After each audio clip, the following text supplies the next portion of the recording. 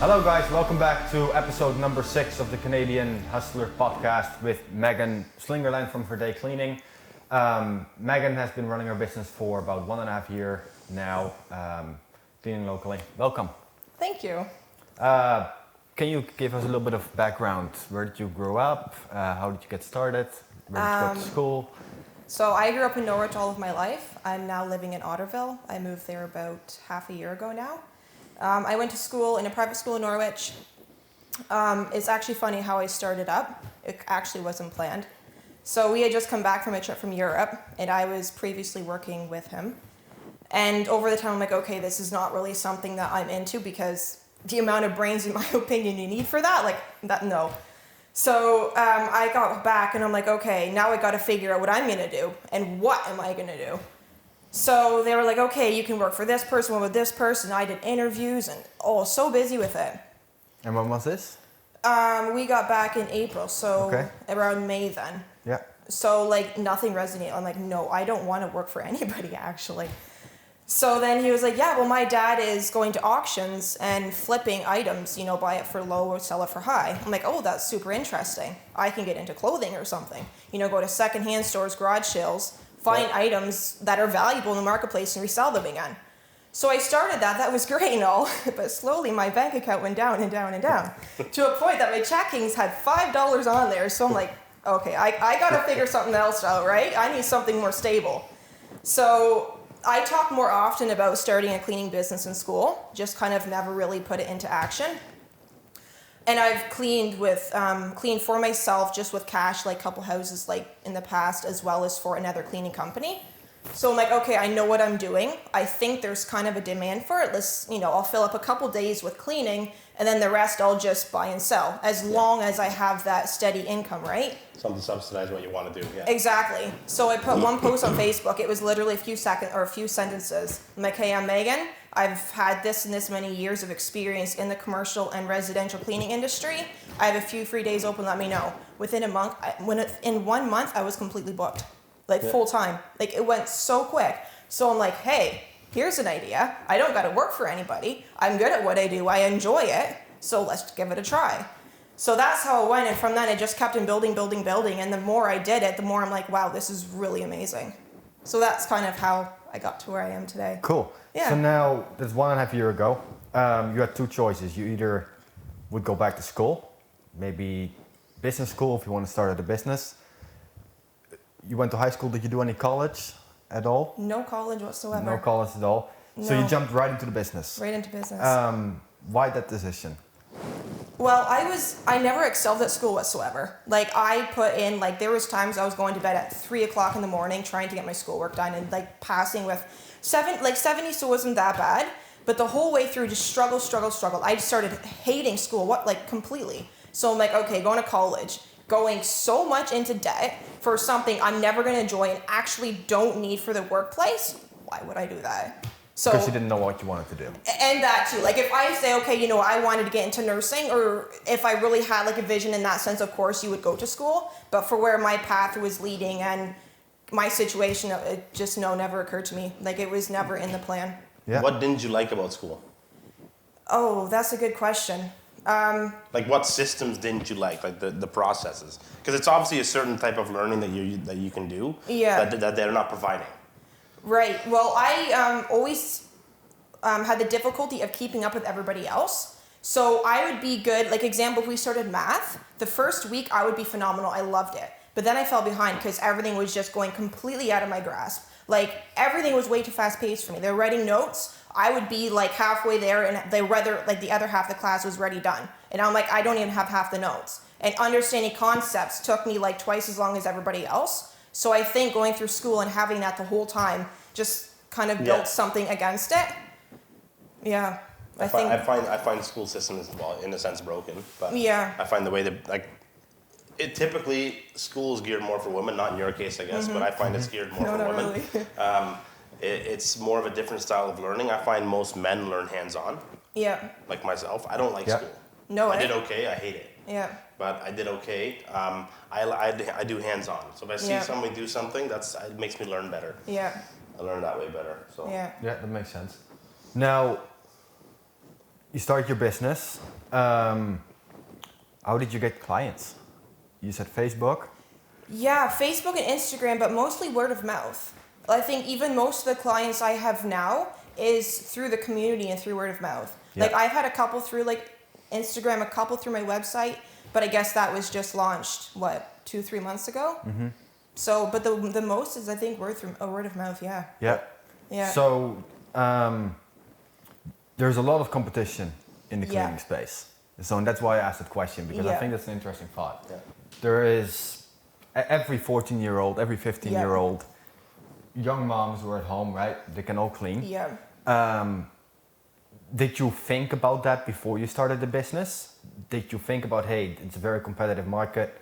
Might it be a better move to go for something else? Is cleaning the right thing for me? How I made that decision, and because I was only going to fill it for 3 days and keep the rest for buying and selling, that wasn't even my mind. Okay. And then it just kept going and kept going. And I'm like, this is awesome. It's just taking over everything. Yeah. And then I just made it out like that. No, that never crossed my mind. It's funny. I did real estate under the same premise.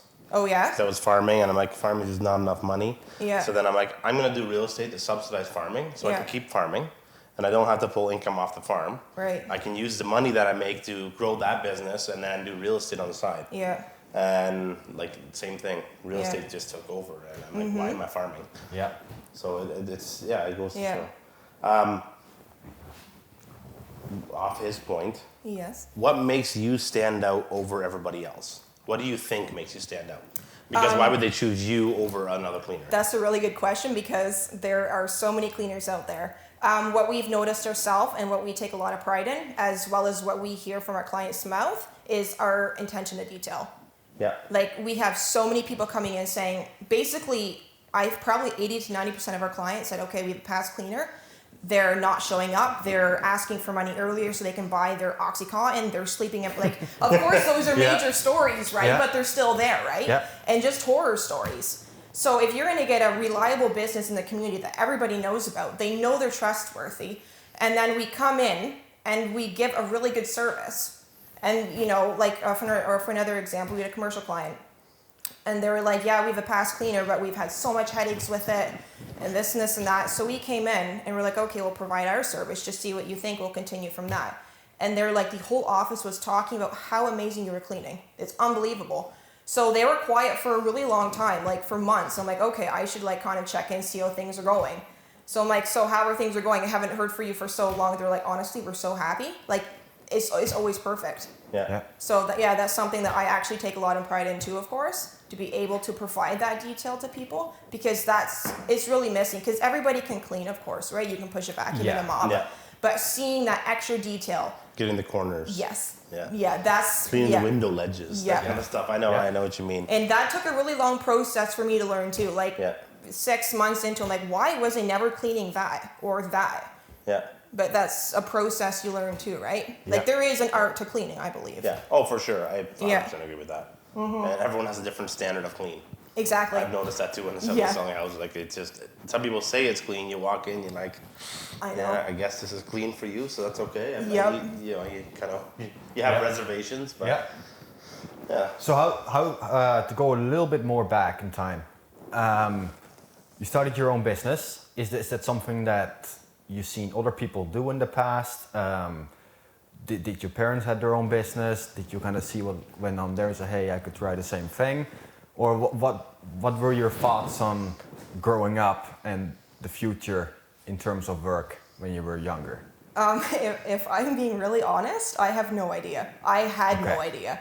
Like, I was in school and everyone's like, oh, I want to be this, I want to be that, I want to be this. Megan, hey, what do you want to be? I'm like, I don't know, guys. Yeah. Like, I didn't know. Like, my father, he had a business. He was building houses. And he did that when I was really young, but he also quit it soon after. I'm not even exactly sure the years, because it was too much for him. That's really the only... Well, my Opa had a business, of course, but I never really thought of it in that sense. Okay. You never seen, say, hey, grandparents have a business, your older grandparents they have the store in had a Burgessville. business too. Yeah. But it was never like, hey, what are they doing different? It wasn't that feel. No, not really, no. like we just talked about, a lot of people go into college right out of school. Yeah. Right? They're 18 years old. They've been in high school for 4, 5, 6 years. You come out of school and you got to make that decision of, you know. I don't think you have to make the decision. It's society makes it seem like you have to make the decision. I like that. Yeah. You know what I mean? Like, and you can do whatever you want, but all your friends are going off, so you kind of just go along because, well, that's what everybody does, right? Yeah. But when you really sit back and think about it, it's like, well, what am I going for? Am I ever going to use this? And I find too, I think what a lot of people don't do is, if you went and got a job, let's say cleaning, whatever you want to do, if you go to a company straight out of high school, you work, and they like you, they like your work ethic, they will probably subsidize your college if you need that degree. Yeah. Right? And I think nobody ever thinks about it that way. They go straight out, they get all the student debt, and then they come back out, and actually university is worse. They'll go to university, they'll be done university, they'll come back out with a, $100,000 loan, and they can't get a job, so then they go back to college. Yeah, and it's a vicious cycle again.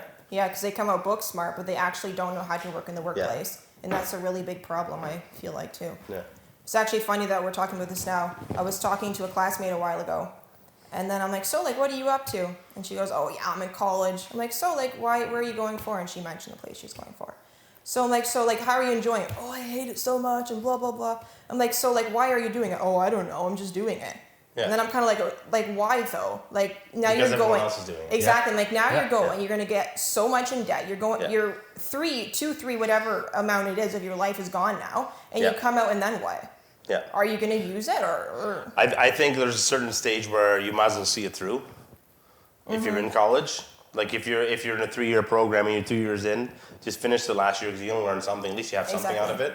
Yeah. But I do think if you don't have a purpose for it, it's a waste of money. Oh yeah. I really do. I think you're being sold to it from kindergarten, pretty much. Yeah. Oh, once you get out of school, you got to go to college, and then you can get a good job. Yeah. Well, you can go to a trade school, and you can get 30, 40, 50 bucks an hour just running a trade. Yep. Times change. Times have changed for sure. Yeah. And I think it's a healthy situation too. Anyway, instead of straight going to college, take that year, or take those 2 years. Just take a break from school. Realistically, right? Yeah, but at least 1 or 2. Yeah. To just give you an idea of, hey, I need a job first of all. I gotta make money. Right? Mm-hmm. Oh yeah. And that's primary for sure. Yeah. I think that's an important thing for a lot of young people to think about. Instead of right away either going in college or depending on something that you can just, keep your lifestyle up. You have to work. You got to go out and work. Like, you're not going to matter in the first year of your life. Like, your first year of your work life, you're not going to matter. Like, it's just, you're not going to make a difference. Yeah. And every day, society always say, you got to make a difference, you got to make change. And then you get these people, they get a year or 2 into a job and like, well, whatever, I'm not going to do anything. Because it takes 10 years, it takes 15 years. Like, you can start and you do it over a couple years. But I'm saying, like, you want to make a lasting change, it takes time. A lot of time. It really does. Yeah, you need patience. 5 years to establish a business. It might be less because of social media, whatever you want to say, but within reason, like 5 strong years, now you're established. Yeah. Right? Yeah, that's awesome. So what did you learn over the last 1.5 years? What was like one of the key takeaways that, hey, this is really something I've learned either about myself or about where I want to go with the business in the future? What have I not learned? Goodness. Good point. Yeah. Well, another factor that I started my business, like being really honest, at 1.5 years ago, I was not exactly that happy with myself. Like the way my character was, I was like super, super shy, not a lot of confidence. And in so many areas, I'm like, I cannot go the rest of my life like this. Like, not for my career, not for family or whatever it is.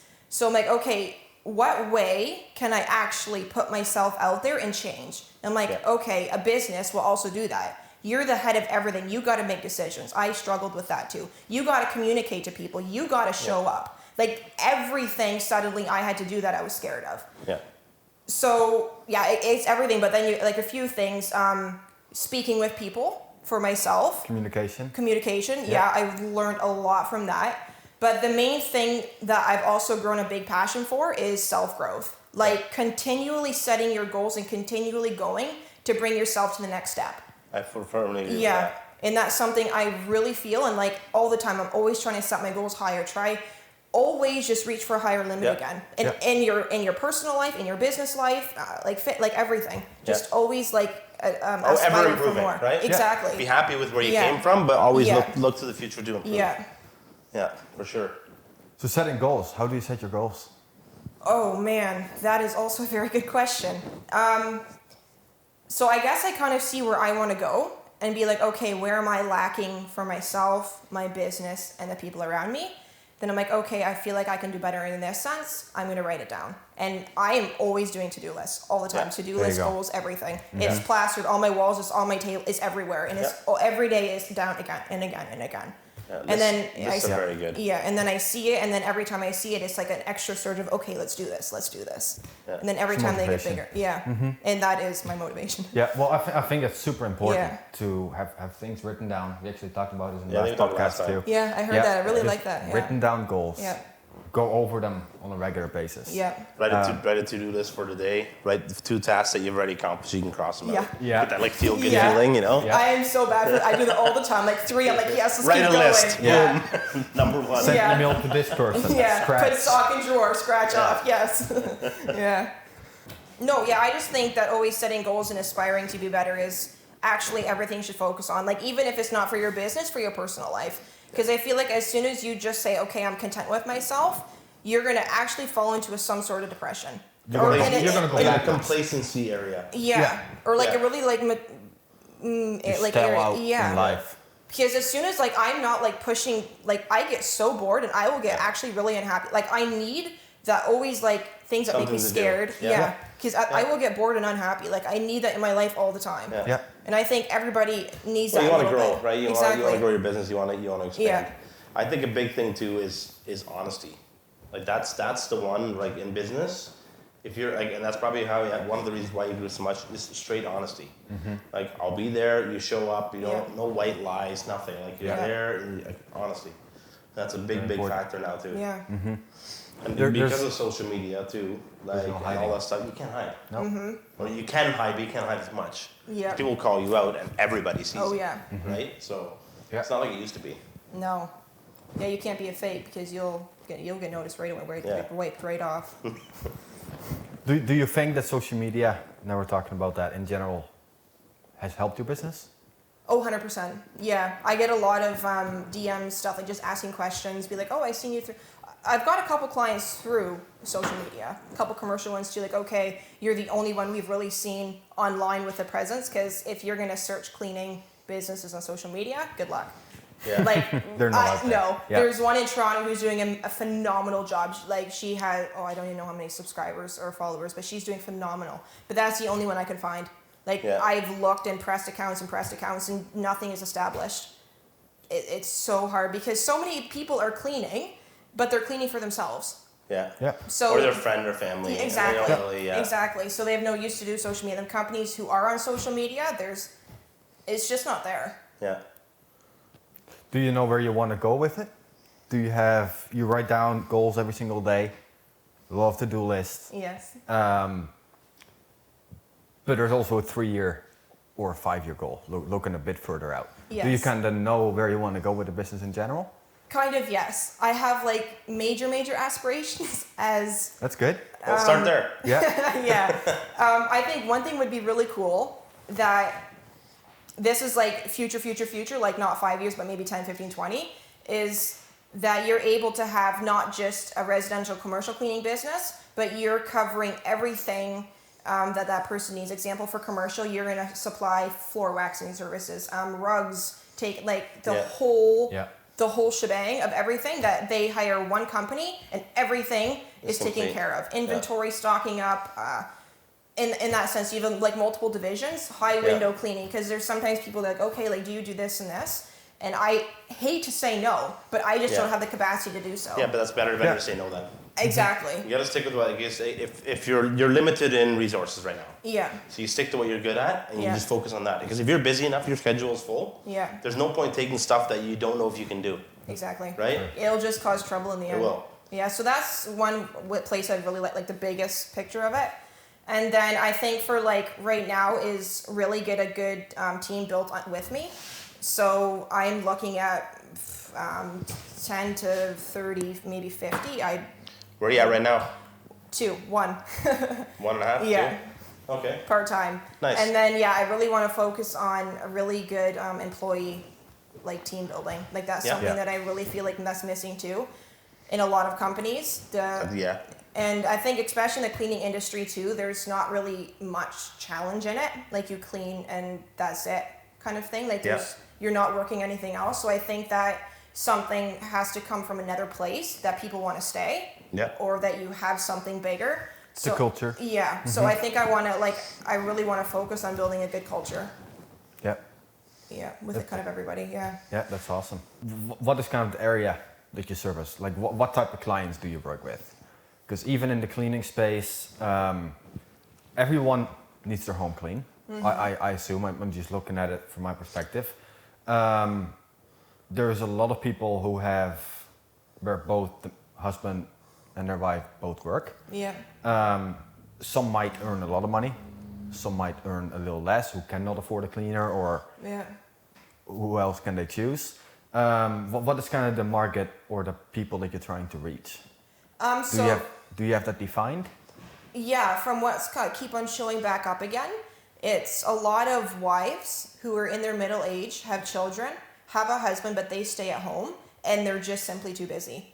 They have so much to do. They're like, you know what? Like, I can clean my home too, but then I'm taking away time from my family, and I'm so stressed. Yeah. And like, even when I'm there, like, I'm there cleaning some places for like 3/4 day. Like, these moms are going nonstop. Like, just because they have a cleaner, it doesn't like they're incredibly busy. If you look at the family structure, this is what this is loosely based off of. It used to be more people lived in a home, so more people helped out. So the grandparents lived together, and in the last quarter century, half century, whatever you want to say, wherever the number falls, more and more people live on their own, right? Yeah. So now 2 people are expected to do all the work, right? And it's a lot of work. Mm-hmm. Like, we have a cleaner too. Like my kid goes to daycare a couple times a week, and we bring a cleaner in once a week. Yeah. And it just makes it easier. It's not like we're not busy. Right? Oh, I know. So, and like, I believe that, especially with kids running around, they make a lot of mess. Yeah. Right. So that's. I think there's a lot of potential there in the future. In general, it's especially just like you said, the last 10, 20 years, especially the last 10 years, it's coming down to time. Everyone has not enough time. Yeah. So whatever product or whatever service or whatever company you can build that offers a solution that gives people back their time in the most efficient manner, it's always going to work out. And you see that not just in the cleaning company, but you see it in Amazon, right? That's the prime example. And money buys you time. Yeah. Money buys you time. It's one I love click. Amazon. Gets me through the boredom. Yeah. I'm like, I got a new package coming Thursday. Yes. But there's a fine line though, because I just seen this discussion going on a local Facebook page here. Yeah. They're buying local versus buying on Amazon. Yeah. Right? Or buying somewhere else. And I've been thinking about that. I didn't comment on the discussion myself, because I better stay out of it, because once I go into a discussion, I can go pretty hard. I have no public opinion. No, exactly. And I'm like, I gotta slow down sometimes. Some people actually told me, hey man, like, you shouldn't, and I know. Anyway, the discussion went, hey, we see a lot of people buying on Amazon, where we don't go to the local stores anymore. We should buy in the local stores. But where are you going to compete? It's going to be very hard, because the local stores I think Amazon has its place. It's getting its place more in different industries and different aspects of life, though. And I think there's a big opportunity, but there's also a big danger to it. Because at the moment, I can get my groceries delivered within the same day. Yeah. I don't think any company offers it yet in this area anyway, Woodstock. No, they don't. Maybe a couple do. Yeah, I mean, that's more of a city thing right now, but it'll come. Right. If I can have it in an hour, I don't care whether it's Amazon shipping it out of Toronto or the local Foodland dropping it off my place. And if the local Foodland doesn't have the infrastructure in place, you're going to choose Amazon. Yeah. And I think that's an interesting debate to have. And it's just a matter of time. Oh yeah. It's all where it's going to come down to. I think you can localize for certain things, But I like if you're talking about necessary items, like cleaning supplies, whatever, cleaning supplies, that kind of stuff. Yeah, everything you use everyday household items. Okay. I would order all them through Amazon. Like I'm supporting a local business because they put it on their shelf. Yeah. They're not creating it. No. Right? And it's not nice. But look at the malls. The malls are all dead. Yeah. Yeah. There's nobody shops in there. There's about 70 cell phone stores in every mall, and that's it. Yeah. Yeah. Because that's what everybody has, and that's what makes money. Yeah. But all the clothing stores are going out. Everything's just done. Right? I mean, it's all coming down to service now. Yeah. And I think it's really interesting that you said where I do want to go on the very long term, where we indeed are going to take care of, hey, are there enough coffee cups? Is the coffee machine filled up? That way, yeah. You know, if you can provide that whole package, that is where you're really going to have a difference, because you indeed are going to save a lot of different parties within the company time. Exactly. And it might not be really in the residential space, even though you might have a lot of opportunities there too. I just thinking commercial service is bigger, right? Yeah. There's more money in it, first of all, and you can offer more. Exactly, because I was at a consultation a while ago, and they have a separate company to go take their rugs, clean them, replace them. They have a separate company to wax their floors. They have a separate company to bring in inventory. They have a separate company to do. Man, you're managing so many people. If you can be like, boom, one shot, done everything, well. Yeah. And do you think it is possible, or whether it's possible, or do you think eventually those kind of companies you're talking about now are going to be unified somehow by one company that's just going to take all the small... Oh, there's a big potentiality that it happens that way in the future. But another thing too is you could just be a manager of that. Yeah, exactly. Like you can still do those same companies, but if a company calls you up and says, "I'll take care of it," Yeah. you can approach the companies. Exactly. And That there are companies that do that. So I know Yeah. a company called Reba, and it's in London. And what they do is they go to Coca-Cola for you, right? So it's a subscription-based company. So you pay X amount per month, and then you get all their discounts.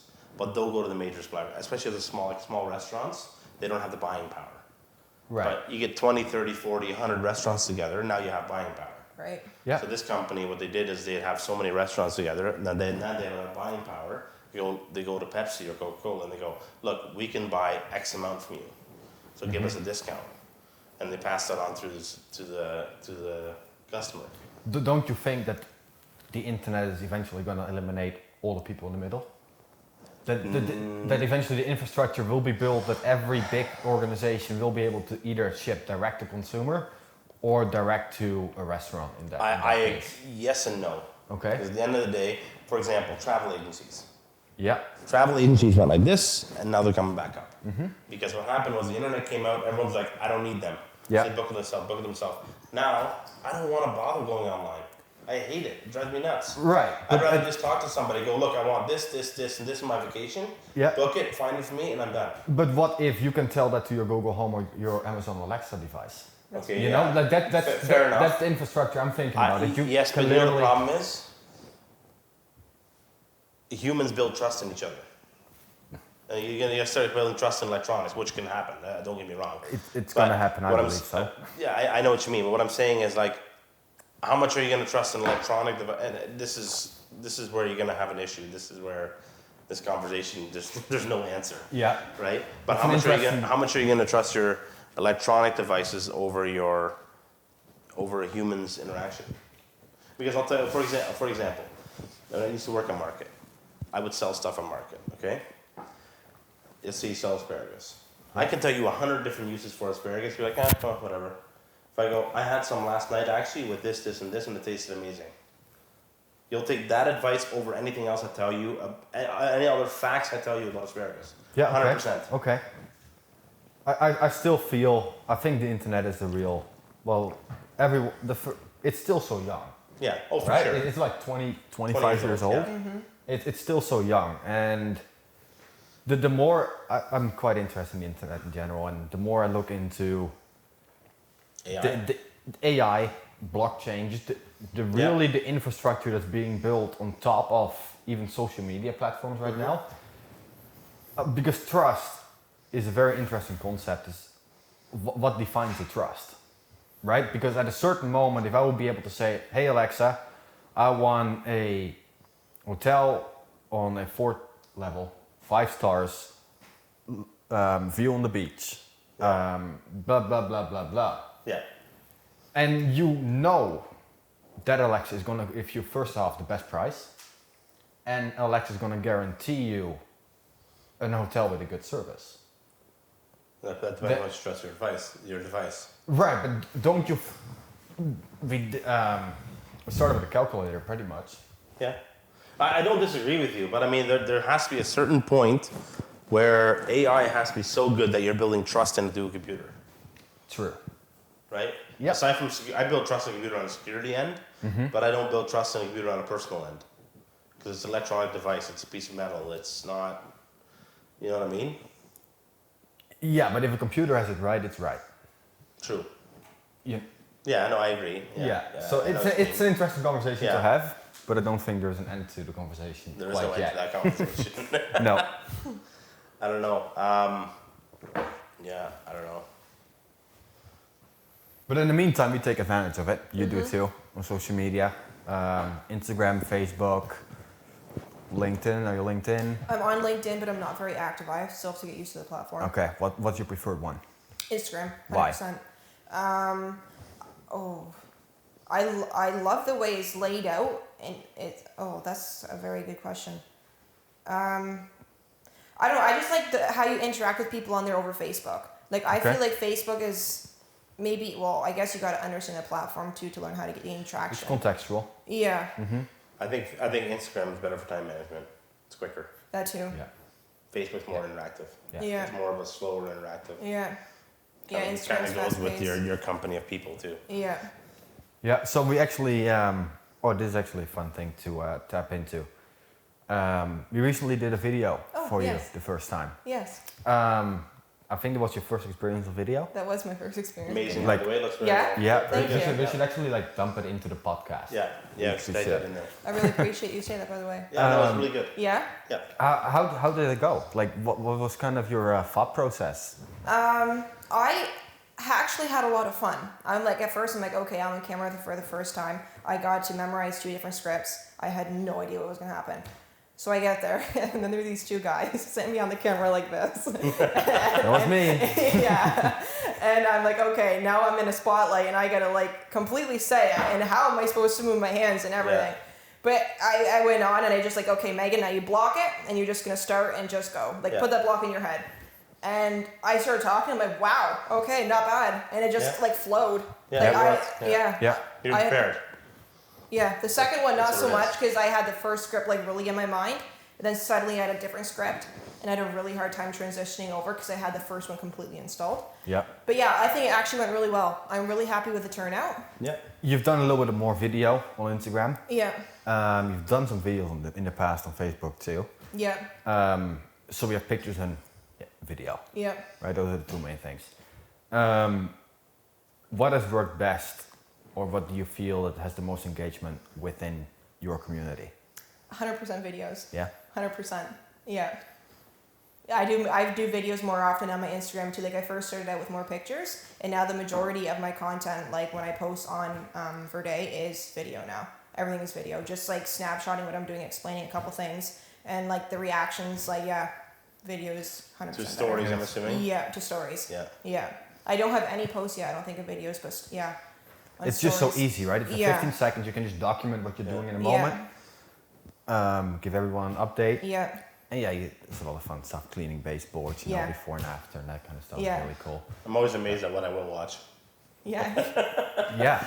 You know what I mean? It's not like I don't go on looking for cleaning, but I'll be like, oh, okay. Before and after, oh, pretty cool, okay. Oh, I like to hear this. Yeah, that's that kind of stuff. Before and after, I love before and after pictures, the transitions. You're like, time lapses. Oh yeah, I love that stuff. Yeah. I'll watch it. Get people pressure washing. You ever seen that? Yeah. I'm just like. I can sit for so long watching those videos. Yeah. Oh, but it's not like I'm going to go online, grab my phone, let's look at people pressure washing stuff. But as soon as it comes across my newsfeed, I'm like, you're hooked. Oh, cool. Yeah. So that's why I think that's the hardest part, to get the attention to it. Yeah. Because it's not like someone's going to go search for before and after pictures of cleaning. Yeah. Unless they're like really specifically looking Yeah, for that. I And once know. they come there, they will actually look. They'll Yeah. hold your attention if it's interesting. Yeah, because people don't really search for cleaning on Instagram either, though. No, it's a community. Yeah, you really got to build it out. You play with Snapchat at all? For business? Yeah. No. Nobody does. that I No know. way. No. You had this conversation on one of your other podcasts too, I believe. Yeah. Yeah, we have. There's a very few. Yeah. Yeah. There's very few people. I have it. I never use it really. No way. No. I'm I don't not use it even much. on there personally though. Like I've gotten very distant with that platform. I think in general, when we just talked about time management, or time in general, that everyone doesn't have time anymore, we mentioned one of the factors that it could be that families are shrinking, Yeah. getting smaller, and they're moving out of the house quicker, living Yeah. on their own, less people in one home. But I think social media in general, especially among the young people, has made a very big impact Yeah. in how we consume and how we spend our time. Yeah. The amount I'm really monitoring now how much I'm on social media too, because is it a matter of hey, we actually got less time, or did we just lose the ability of manage our time efficiently because of all the distractions that are Yeah. happening in the internet, on our mobile device, the notifications, boom boom boom. I believe I- managing is a huge part of it. Yeah. I downloaded an app a while ago and it can do use your screen time. The one day 5 hours. Yeah. I have And it on my it's all iPhone. through the day, right? 20 Yeah. minutes here, Yeah. 30 minutes, 5 hours. I'm like, what in the world am I doing for 5 hours on my phone? Of course, a lot of it's business too, emails and social Of media. course. My app or my iPhones have it that it tells you when you pick up the first thing you open, it records all that. Oh, that's yeah. I don't have. So like so many times you open for a message, so many times you open for Yep. an email. Okay. You got 200 and something notifications today. It's actually nuts. I'm like, how many? I'm like, it's actually crazy. Ridiculous, eh? Yeah. Yeah. But I honestly, if I go on Facebook, it's like I'll scroll like 1, 2, 3, 4, then done. Yeah. Right? I can't be bothered anymore. No way. There's just too much out there. And it just keeps coming and it's just repetitive. And Yeah.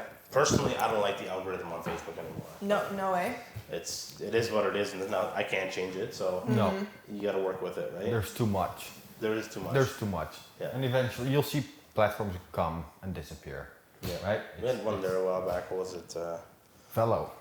Vero. Vero. Vero. Vero. Vero. Yeah. I was on there for about 10 minutes. Yeah, I was on it for 2 weeks, I think. Yeah. I think I still I have have a a couple. I profile. still have my profile. Yeah, me and too. I have a couple posts. Yeah. Just to say I'm alive. Because there is a possibility that somehow, Somebody goes there and finds you. yeah, but even that those kind of platforms pick back up, Yeah, good. you know? Yeah. And I think that's an interesting concept to always keep in mind when you're playing on social media. There's always going to be platforms, you know, Pinterest is still big, but it really had its downtime too. I have a Pinterest account. I have no boards though. Okay. Okay, just so we're all clear. Yeah. I have a massive one. Yeah. I go on there for ideas.